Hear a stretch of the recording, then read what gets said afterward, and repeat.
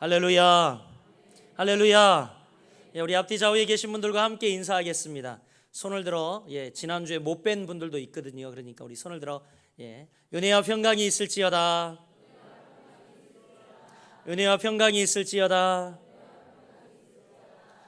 특별히 지난 주간 안 보이신 분들은 의심을 받으셔야 할 분들이라고 이야기를 했죠. 지난주에 결석하신 분들은 꼭 저에게 소명을 하세요. 저 신천지 집회에 갔다 오지 않았습니다 라고 꼭 반드시 소명을 하셔야 됩니다. 할렐루야. 오늘 여러분들과 함께 여호와 앞에서라는 제목을 가지고 이 아침 함께 은혜를 나누고자 합니다. 우리는 그동안 여호수아와 그 백성들을 따라서 하나님께서 약속하신 땅, 젖과 꿀이 흐르는 땅, 바로 그 가나안 땅을 향해 같이 더불어 행진해 왔습니다. 여호수아와 이스라엘 백성들의 승리를 목격하기도 했고요, 결코 들어갈 수 없을 것이라고 입버릇처럼 말하던 여리고성을 함락시켜버리는 현장도 우리의 눈으로 보았습니다. 또한 우리는 승리만 본 것이 아니라 이스라엘 백성들의 패배도 우리의 눈으로 목격했습니다. 그들의 패배의 원인은 저들의 방심이 원인이었어요. 이러한 현장을 우리가 지금까지 목격해 오면서 안타까움에 우리의 가슴을 쓸어내릴 때도 있었고, 그 가운데 불순종하며 실패했던 우리의 모습을 보기도 했고, 여하간 지금까지 이렇게 저렇게 이 모양 저 모양으로 가나안 땅을 종횡무진 함께 이스라엘 백성들과 달려왔는데, 그리고 얼마 전부터는 이제 계속되는 땅의 분배 과정을 우리가 지켜보고 있었는데, 오늘 드디어 이 본문은 이 땅 분배가 대망의 막을 내리는 날입니다. 51절 여러분 말씀을 보면 마지막 이렇게 끝나고 있죠. 뭐라고 끝나고 있습니까? 이에 땅 나누는 일을 마쳤더라, 이렇게 이야기를 합니다. 하여간 우여곡절 끝에 여기까지 왔는데 드디어 이 모든 땅을 분배하고 땅을 나누는 대망의 마지막 날이 왔다라는 겁니다. 지난주에 우리가 살펴본 말씀은 가나안 땅 분배에 소극적인 대응을 보이던 7지파를 만나보았지요. 시간이 흘러감에 따라 그들은 그냥 형제들이 받은 땅에 같이 안주하면서, 그리고 그냥 이제 다 왔다라는 안도감 때문에 긴장이 풀리고 나사가 풀려 있었습니다.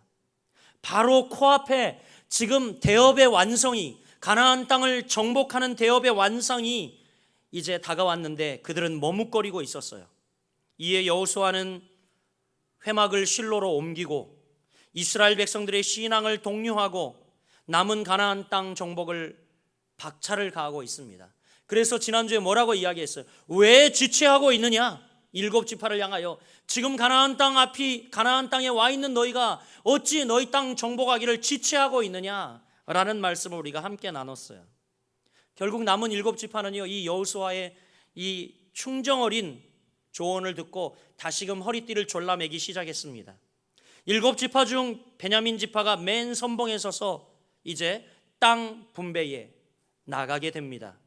여기까지가 우리가 그동안 살펴본 말씀이었습니다. 오늘 말씀, 이 19장 말씀은요, 베냐민 지파에 이어서 이제 남은 6지파들이 각자 자신의 땅을 기업으로 받아서 그 땅으로 나가는 과정을 그리고 있습니다. 19장 1절 말씀 우리 한번 같이 여러분들과 보기를 원합니다. 19장 1절 모니터에도 뜨고 있습니다. 같이 읽어보겠습니다. 시작. 둘째로 시므온 곧 시므온 자손의 지파를 위하여 그들의 가족대로 제비를 뽑았으니 그들의 기업은 유다 자손의 기업 중에서니라. 아멘. 여러분 보십시오. 남은 6지파 중에서 제일 먼저 땅 분배에 나섰던 지파가 누구예요? 시므온 지파입니다. 19장 1절은 시므온 지파를 이야기하고 있죠. 이제 시므온 지파는 자신들의 기업인 땅을 제비 뽑아 그 땅으로 나아갑니다. 이렇게 시므온 지파에 이어서 오늘 본문은 10절에 스불론 지파, 17절에 이사갈 지파, 24절에 아셀 지파, 32절에 납달리 지파, 40절에 단 지파가 각각 자신의 땅을 분배받아서 그곳으로 나가는 모습을 그리고 있습니다. 이로써 그동안 지지부진하던 땅 분배가 다 끝난 겁니다. 남은 6지파가 모두 땅 분배를 해서 다 나가게 됩니다. 그런데 오늘 우리는요, 49절과 50절 말씀에서 참으로 의미 있는 말씀을 찾아볼 수 있어요. 49절과 50절 말씀 저와 여러분이 같이 봉독합니다. 시작. 이스라엘 자손이 그들의 경계를 따라서 기업의 땅 나누기를 마치고 자기들 중에서 눈의 아들 여호수아에게 기업을 주니 곧 여호와의 명령대로 여호수아가 요구한 성읍 에브라임 산지 딘나세라를 주매 여호수아가 그 성읍을 건설하고 거기 거주하였더라. 아멘. 여러분, 오늘 본문에 보니까 제일 마지막으로 성읍을 할당받은 사람이 누구입니까? 여호수아죠. 여호수아예요. 여호수아는 가나안 땅의 모든 분배가 다 마쳐진 다음에야 비로소 딥나세라라고 하는 성읍을 얻습니다. 저는 이 말씀을 보면서 여호수아의 멋진 리더십을 다시 발견하게 됩니다. 재발견하게 돼요. 여호수아는 정말 대장다운 대장 아닙니까, 여러분? 가나안 땅을 점령해가는 그 여정에서 자신을 위한 일보다는 백성을 위한 일에 더 많이 관심을 두었고, 그리고 자신의 배를 배불리기보다는 어떻게 하면 이스라엘 백성들에게 더 많은 것을 나눠줄까 고민하던 지도자였다라는 것이 오늘 본문에 역력히 드러납니다. 사실 여러분, 여호수아가 자기 땅을 먼저 취하고 이익을 취한들 누가 뭐라 할 사람 없습니다. 그러나 여호수아는 그렇게 시시하고 째째한 지도자가 아니었어요. 그보다 중요한 것을 위해 덜 중요한 것을 내려놓을 줄 아는 지도자. 참 멋지지 않습니까, 여러분? 여러분, 저도 이런 지도자가 되길 여러분 기도해 주시길 바랍니다. 할렐루야. 그렇습니다. 지도자가 되려면 반드시 리더십이 필요합니다. 지도자가 되려면 반드시 필요한 게 있는데 리더십이에요. 리더십이 없으면 지도자가 될 수 없습니다. 그런데 그 리더십 가운데 으뜸 리더십이 뭐냐? 남을 생각할 줄 아는 마음. 이 리더십이 가장 으뜸 리더십이라는 거예요. 할렐루야. 그런데 여호수아는 정말 제가 닮고 싶은 그런 리더였다라는 겁니다. 자신의 유익보다 공동체의 유익에 우선적인 관심을 둘 줄 알았고, 여러분 얼마나 귀한 지도자입니까? 이런 지도자. 요즘 사회는 이런 지도자를 그리워하고 이런 지도자상에 목말라 하고 있습니다. 여러분, 이 시대에 세워진 지도자들을 보면 참 가슴 아프지 않습니까? 최근에 또 우리 대통령 일가에 관계된 수백억 축제를 해서 그런 것들이 이 진위를 밝히고 있는 과정 속에 있고, 탄핵을 해야 되니 말아야 되느니 이게 사실인지 아닌지 몰라도 여러분, 이러한 정말 찌꺼기가 뜨고 있다는 것은 조금이라도 자기의 유익을 먼저 구했다라는 모습 아니겠습니까?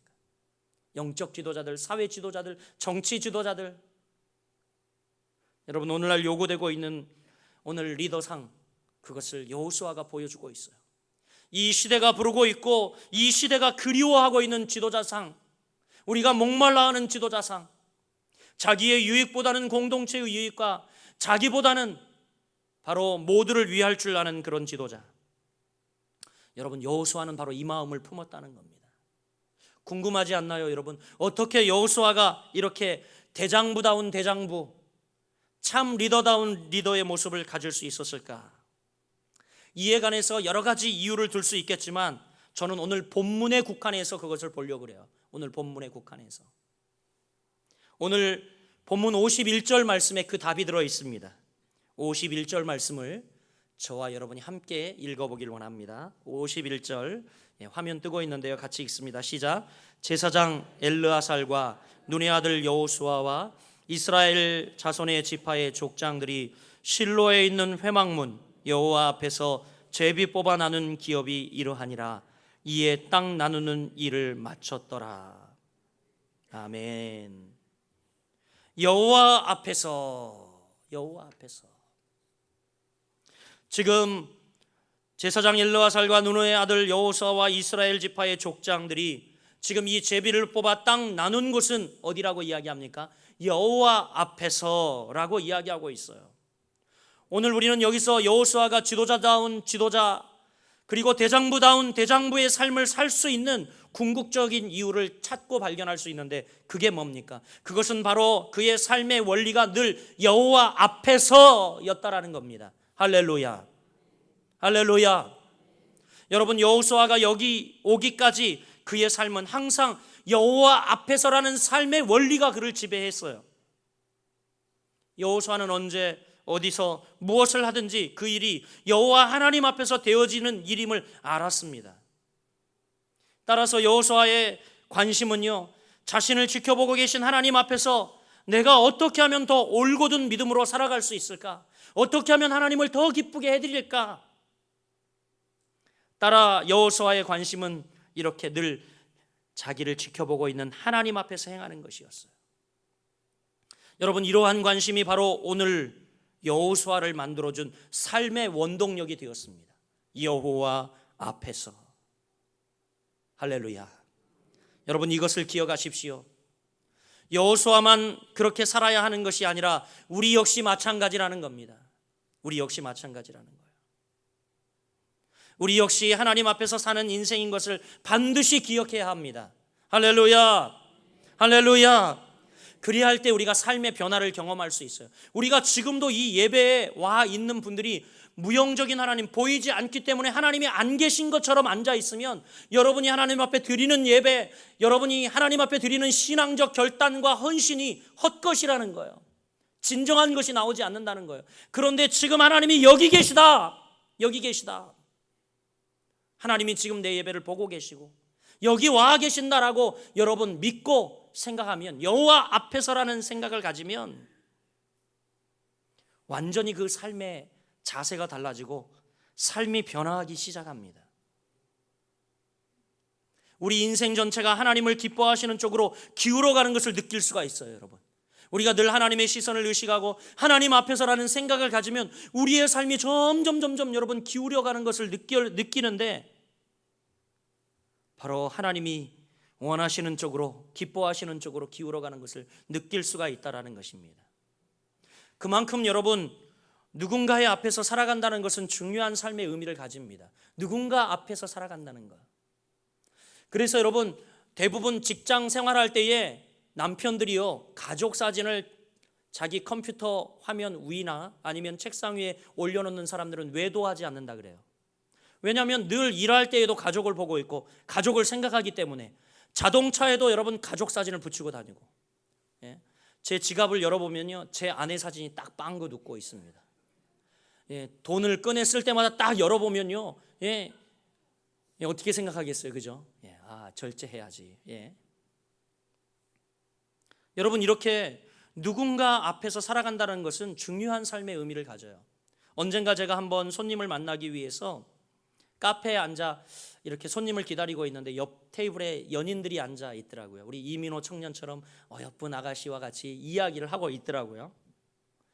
연인들 사이에서도 이러한 원리는 굉장히 중요하구나 깨달았는데, 둘이 앉아 이야기하는데 대화 소리가 귀에 들리기 시작했어요. 처음엔 별로 관심이 없었는데 자매의 반응 때문에 제가 그 이야기가 들리기 시작했어요. 이 자매가 남자친구가 이야기하는 것을 턱을 개고 있잖아요. 턱을 개고 보고 있는 거예요. 보고 있는데 아가씨의 목소리가 아주 경쾌하고 그리고 흥분되어서 남자가 무슨 말을 하기도 무섭게 어머 정말 와 대단하네, 진짜야 진짜? 쉴 새 없이 감탄사를 뱉어내는 겁니다. 그래서 그러니까 남자는 더 흥이 나서 막 이야기를 하죠. 무슨 의미 있는 이야기인가 귀 기울여 봤더니 전혀 영양가 없는 이야기예요. 지금도 그 이야기는 전혀 기억나지 않아요. 단지 그 자매의 반응만이 기억이 나요. 이 자매는 자기의 애인이 앞에 있다는 사실만으로도 매우 행복해 보였어요. 그래서 계속 감탄사를 연발하면서 별 대단치 않은 이야기고 중요하지도 않은 이야기인데 어머 그래서 정말 와 대단해, 와 이렇게 반응을 하는 겁니다. 여러분, 이것 보통 사람들 관계에서 볼 수 있는 하나의 경험 아닙니까? 그렇다면 우리는 어떻습니까? 지금 하나님 앞에서 살고 있다면, 우리가 분명히 하나님 앞에서 살고 있다고 한다면, 여러분 하나님 앞에 살고 있다는 그 사실만으로 여러분 행복합니까? 그분을 생각하면 미소가 지어지고 절로 행복하고, 이 예배 나오는 것이 지옥이 아니라 이 예배 나올 때 정말 우리 찬양대 오늘 찬양했는데 이것도 이 박자까지 이게 딱 변박해가지고 부르던데, 한 걸음 한 걸음 주 예수와 함께 날마다 신나게 그렇게 나오겠죠. 아니면 어떤 요즘 젊은이들은 막 랩을 할 겁니다. 참아 못하겠어요. 여러분, 우리는 지금 어떻습니까? 지금 하나님 앞에 살고 있다고 하는 분명한 사실 때문에 여러분 행복해하고 있습니까? 그리고 하나님 앞에서 산다는 분명한 신앙적 인식을 가지고 지금 살아가고 있느냐 묻고 싶습니다. 주일날 교회에 나오면 그때 정신이 버떡 들면서 내가 지금 하나님 앞에 와 있구나, 하나님 앞에 살고 있구나. 주일만 여러분 반짝, 1시간 예배 드릴 때만 반짝하고 가지 않습니까? 그리고 나머지 요일은 아니올시다 삶은 아닌지요? 저는 우리 모두가 여호수아처럼 하나님 앞에서 사는 인생임을 분명히 기억하는 삶의 주인공들이 되시기를 주님의 이름으로 축원합니다. 그리고 그것도 마지못해 할 수 없어서 그런 것이 아니라 마땅히 그렇게 사는 것이 우리의 삶임을 고백하고 그 속에서 형용할 수 없는 기쁨을 누리는 여러분 되시길 주의 이름으로 축원합니다. 주일날 나오시는데 얼굴이 왜 이렇게 시커멓게 죽어서 기쁨 없는 모습으로 다 이렇게 여러분 폐잔병들처럼 앉아 계신가요? 주를 만나러 오는 설레임과 기쁨, 한 주간 나와 함께 하셨던 이 하나님의 삶에, 하나님이 동행하셨던 삶의 흔적들을 기억하면서 그렇지, 하나님께 이런 승전보고를 드려야지, 기쁨과 감격으로 가득 차 있어야 하지 않겠습니까? 찬송가 442장 작시가는 이렇게 고백을 하고 있습니다. 우리 서로 받은 그 기쁨을 알 사람이 없도다. 여러분, 정말 여러분이 받은 그 기쁨, 하나님과 더불어 동행하고 살아감으로 말미암아 여러분, 하나님께서 주신 여러분의 그 마음의 기쁨과 감격이 여러분 가운데 있습니까?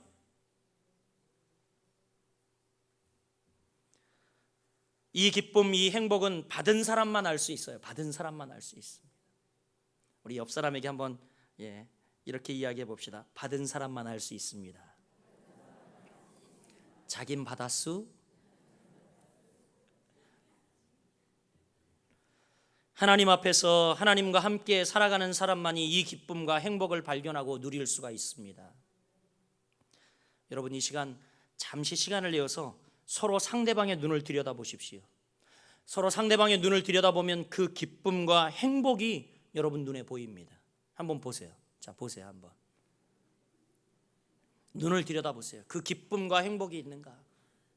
우리 눈 속에 여러분 담겨 있어요. 들어 있습니다. 저는 우리 모두의 눈 속에, 우리의 모든 삶 속에 그와 같은 은혜가 풍성하기를 주님의 이름으로 간절히 축원드립니다.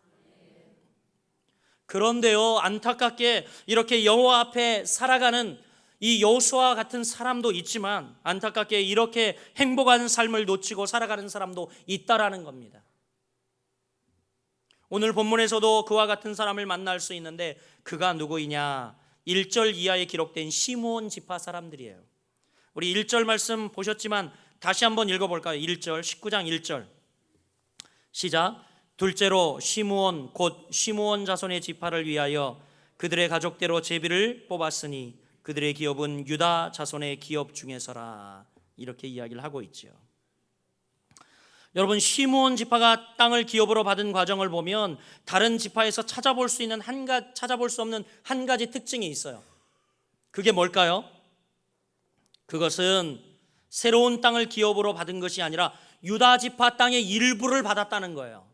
다른 지파는 다 새로운 땅을 기업으로 받았는데 시므온 지파만 유다 지파 땅의 일부를 받았어요. 왜 그럴까 궁금하지 않아요?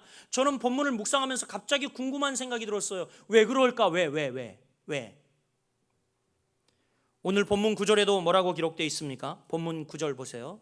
본문 9절 화면 보시고 읽겠습니다. 시작. 시므온 자손의 이 기업은 유다 자손의 기업 중에서 취하였으니 이는 유다 자손의 분깃이 자기들에게 너무 많으므로 시므온 자손이 자기의 기업을 그들의 기업 중에서 받음이었더라. 오늘 시므온 지파가 이렇게 자기가 새로운 땅을 받지 못한 이유를 오늘 본문에 기록하고 있는 이유는 뭐예요? 유다 지파의 기업이 너무 많음으로 이렇게 이야기를 하고 있어요. 근데 여러분, 이것만이 진실일까요? 아니더라고요. 저는 이 시므온 지파가, 유다 지파가 너무 기업을 많이 받아서 일부를 떼어서 그냥 시므온에게 주었나 보다 생각했는데 또 다른 이유가 있더라고요. 우리가 역사를 거슬러 올라가 보면 이 외에 또 하나의 이유를 발견하는데, 이스라엘 백성들이 광야 생활을 할 때입니다. 그때 민수기의 말씀이 그 당시의 일을 기록하고 있는데, 요즘 새벽마다 민수기 오늘 10장까지 묵상을 했거든요. 민수기는 여러분 무슨 내용입니까? 예? 민숙씨 이야기 아니에요, 여러분. 예, 민수기는 영문으로 numbers, 그래가지고 넘버, 수라는 이야기예요. 수. 그래서 이스라엘 백성들이 광야 생활할 때에 인구조사를 했는데 2번 했어요. 1차 인구조사와 2차 인구조사를 했는데, 이 인구조사를 한 사건을 기록하고 있는 게 민수기예요. 민수기.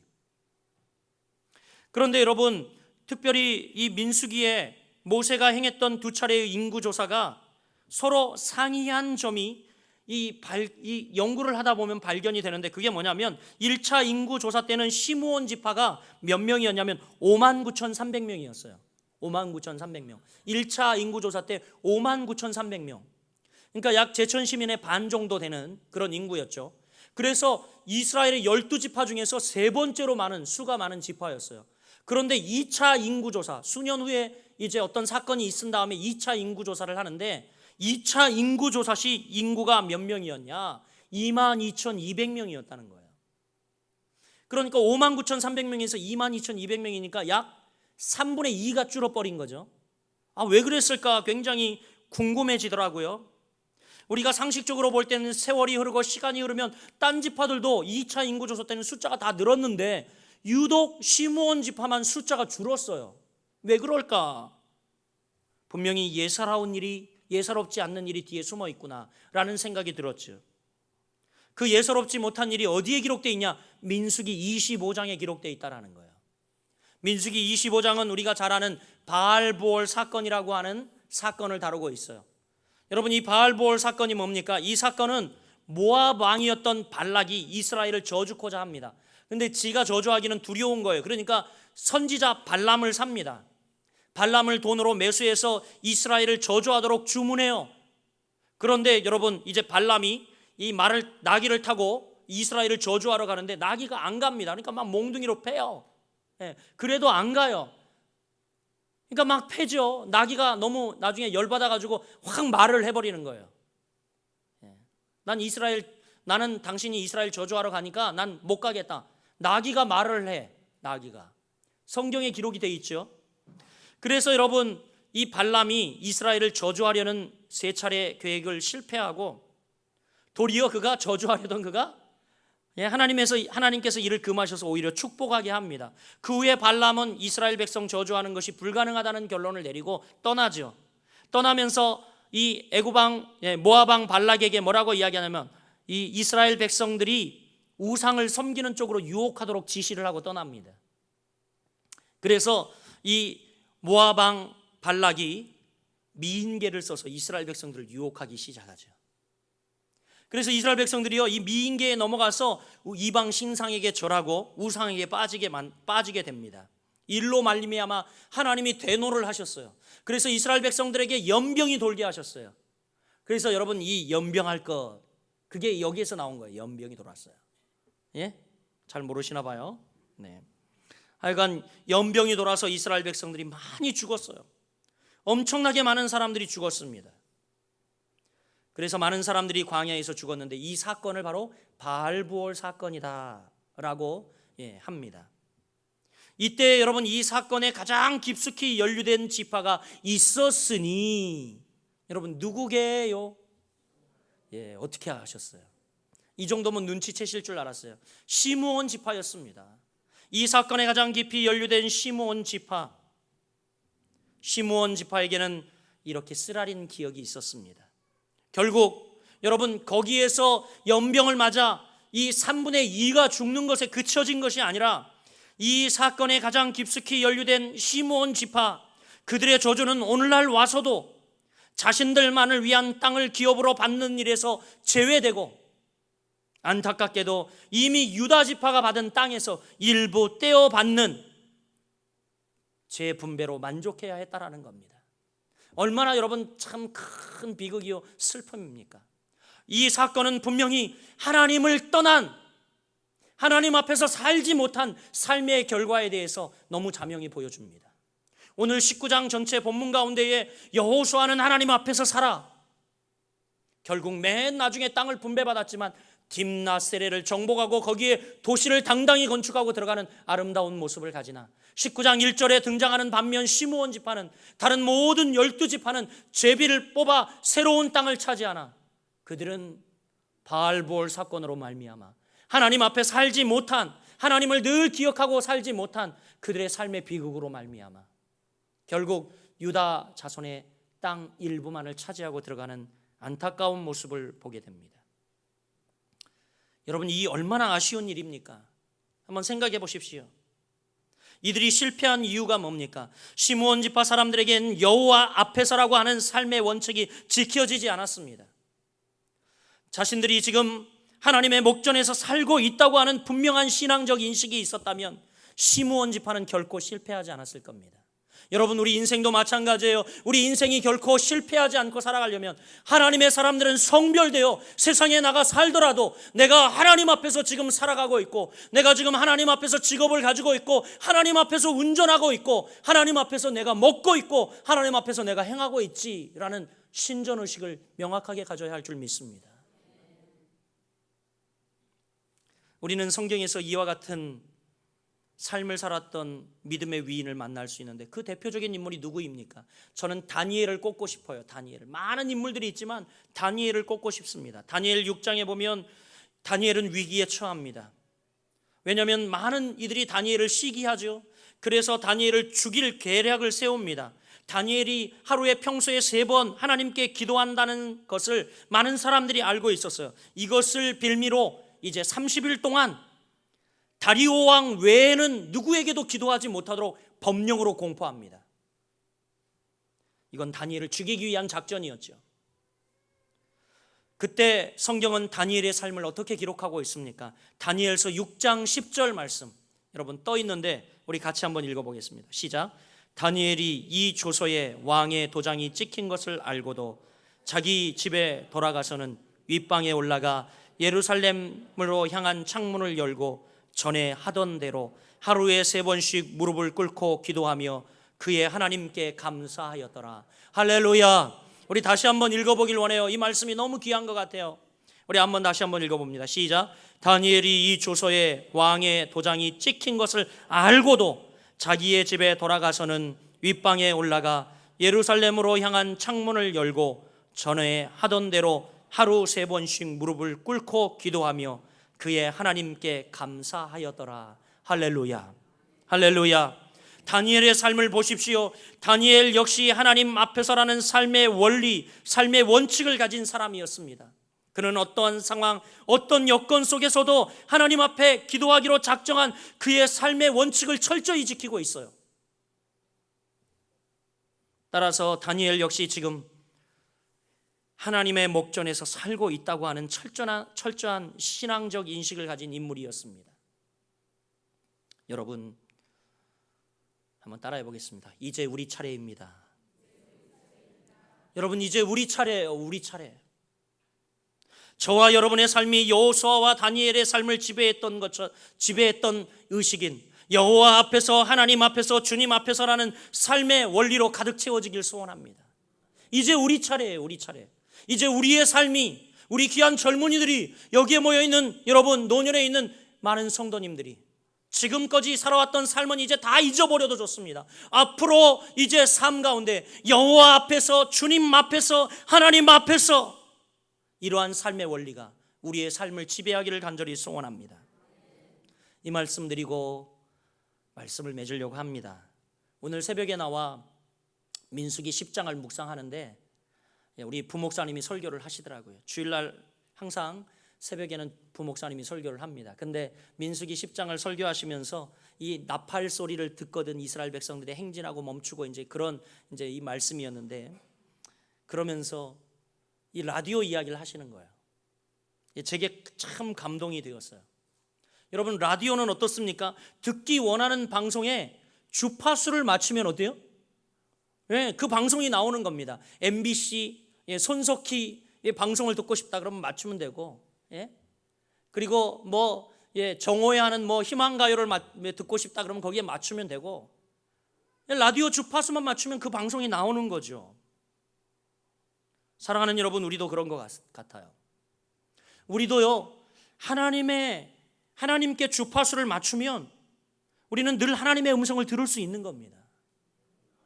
우리가 하나님께 주파수를 맞추면 하나님이 나오는 방송을 늘 볼 수 있는 거예요. 근데 문제는 우리가 세상의 다이얼을 맞추고, 그리고 우리가 좋아하는 재물에, 명예에, 자녀에, 우리의 우상된 것에 다이얼을 맞추고요, 하나님 음성은 들리지 않는다고 이야기를 합니다. 그런데 여러분, 우리의 다이얼을 하나님께 맞춰보십시오. 우리의 주파수를 하나님께 맞춰보십시오. 우리 하나님께서는 늘 우리 앞에 나타나 현현에 계시고, 우리 앞에 계시고, 우리 앞에서 우리가 행할 바를 일러주시고, 우리와 동행하시고, 우리 손을 붙잡고 우리의 험한 인생길을 같이 동행하시며 함께 하시는 분이라는 것을 날마다 경험하게 될 것입니다. 여러분, 삶의 주파수는 지금 어디에 맞춰져 있습니까? 여호와 앞에서. 사랑하는 여러분, 이제 우리 차례입니다. 우리 모든 거룩한 빛 성광교회 성도들이 이렇게 하나님 앞에서 살아가는, 그래서 하나님이 주시는 많은 복과 은혜를, 평강을 받아 누리는 여러분의 인생 되기를 주님의 이름으로 축원합니다.